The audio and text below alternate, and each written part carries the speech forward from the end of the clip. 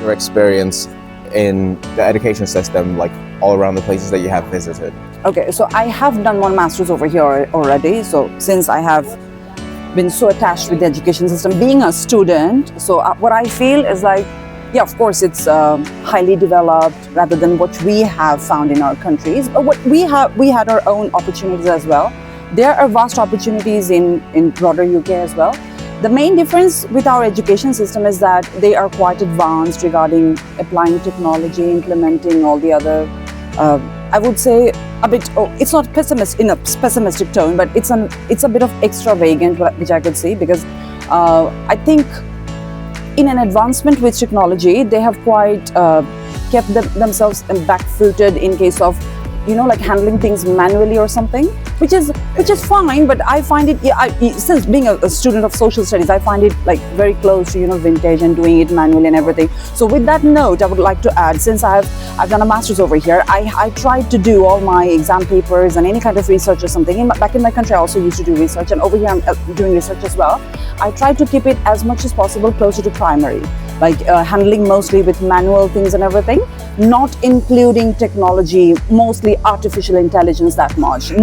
To be honest, not including. A journey in the education system. All right. I wish I had known that in which way the world would be going, because once I started with social studies, they were focusing on, now it's time of engineering, and I had avoided engineering throughout my life. So I wish, or if we hadn't known that, at least we should have at least some gist idea that how long is a procedure or a process going to linger for a while, or would it be going for 5 to 10 years a span? And what to adapt to when it's exactly, because when we're done with the studies, we take that the market is gone out of that, and when we were starting, the market was full with that. So I think this is what. Oh, that is really something. I just I think you're phrased it quite well. Yeah.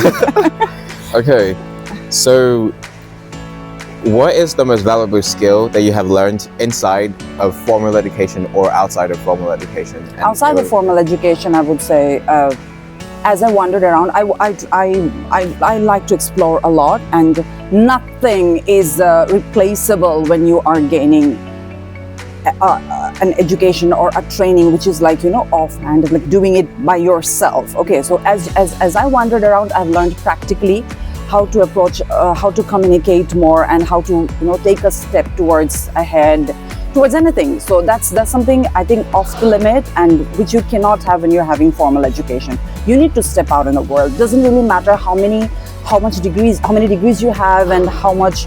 The more higher in a hierarchy you go up. You could have done a PhD. Exactly, you're doing postdoc. Formal education is of course needed. That's one identity. But apart from that, which you have when you are doing it practically, or when you are stepping into the world, exploring it by yourself, then that's something else. That cannot be replaceable by formal education. They are inviting huge loads of immigrants from your country, from our country, so that we can have higher degrees over here. But I think there are still room for improvement. Every system has room for improvement. And I think what they could do is they could involve more, even if it's not needed that much. Like for a student of architecture, he or she needs to be on the field. But for a student of maybe development economics, maybe he or she doesn't have to be on the field. But I think for every, even if it's not a research-based degree, but then again, they should include research more, so that they can step out into the world and can have the, possibly like actually doing more field work or something. Yeah, think outside of the box. Exactly. Accessibility is tough if we are coming from our country, like that includes both yours and mine. Accessibility is tough, but still, I would say that comparing to the previous years, now people are getting more opportunities to come over here. But I don't think they're getting more opportunities to explore all the fields, and most importantly, they're not getting enough opportunities to explore the work area. Give one piece of advice to someone new moving to Scotland, what would it be? Okay. At first, I would like to.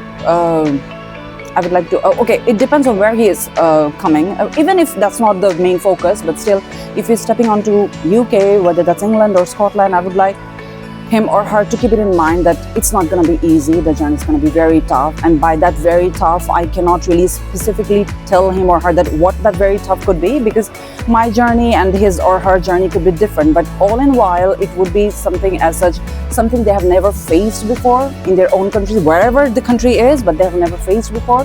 They need to face that. There could be lack of there could be financial crisis, there could be lack of work, but then again, one thing which they have to keep in mind is that it's this too shall pass over, and they can achieve that.